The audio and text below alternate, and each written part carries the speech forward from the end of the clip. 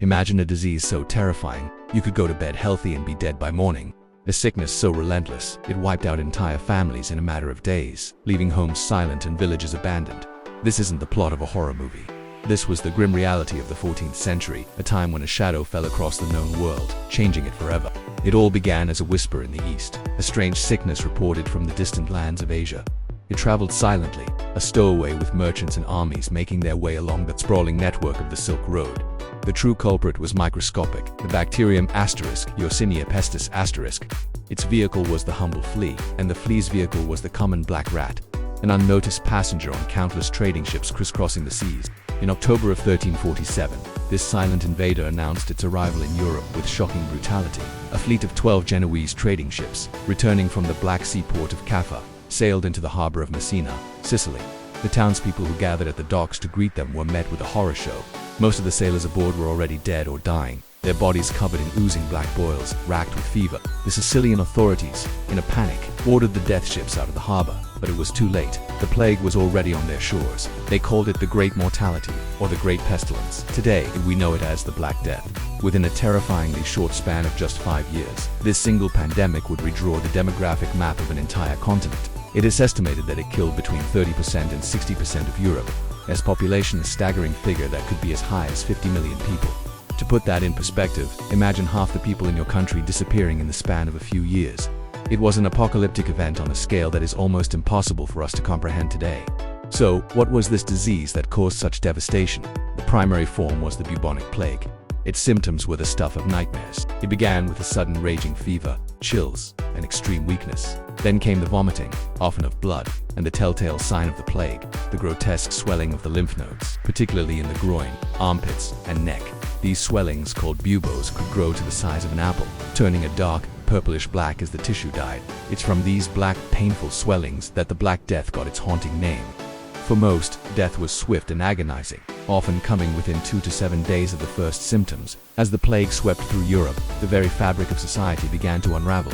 Fear was everywhere. Doctors, meant to be healers, refused to see patients, terrified of contracting the illness themselves.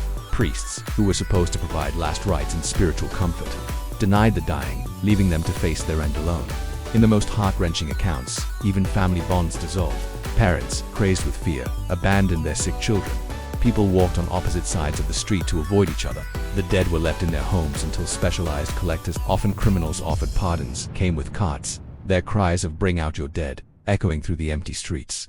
In their desperation, people turned to bizarre and useless cures. Some believed the plague was a punishment from God, leading to the rise of the flagellants, groups of fanatics who would travel from town to town, whipping themselves in public squares as a form of penance. Others thought the disease was caused by bad air, or miasma. They would burn fragrant herbs, carry pouches of sweet-smelling flowers, or ring church bells to try and cleanse the air. Some physicians prescribed bathing in urine or placing a live frog on the buboes to draw out the poison. Nothing worked. The world truly felt like it was ending. Amidst this chaos, one of the most iconic and terrifying figures of the Middle Ages emerged, the plague doctor. You've probably seen the image of a figure cloaked from head to toe in black, wearing a long bird-like mask with a beak. This wasn't just for show. The beak was filled with aromatic herbs, like lavender and mint, based on the flawed miasma theory that the good smells would protect them from the bad air. Their waxed leather gowns were meant to be a primitive form of a hazmat suit. While their methods were almost entirely ineffective against the bacterium, their ghostly presence became a symbol of the ever-present specter of death. But then, something unexpected happened. After years of unimaginable horror, the plague began to recede, and from the ashes of this catastrophe a new world began to rise. The sheer scale of the death toll had a profound and unforeseen consequence: a massive labor shortage. Suddenly, the peasants and serfs at the bottom of the social ladder, the survivors, found themselves in a position of power. There simply weren't enough people left to farm the land, tend the livestock, or work the trades. For the first time in centuries, they could demand higher wages. They could negotiate for better working conditions. If a lord refused, they could simply pack up and leave, knowing another lord down the road would gladly hire them. The rigid feudal system, the pyramid structure of society with the king at the top, and the vast majority of peasants at the bottom, which had defined Europe for nearly 1,000 years, was shattered. It simply couldn't withstand this dramatic demographic shock. This massive social and economic upheaval is now seen by historians as one of the key catalysts that brought an end to the Middle Ages and ushered in a new era. The decline of feudalism created opportunities for social mobility, the growth of cities, and a new middle class of merchants and artisans.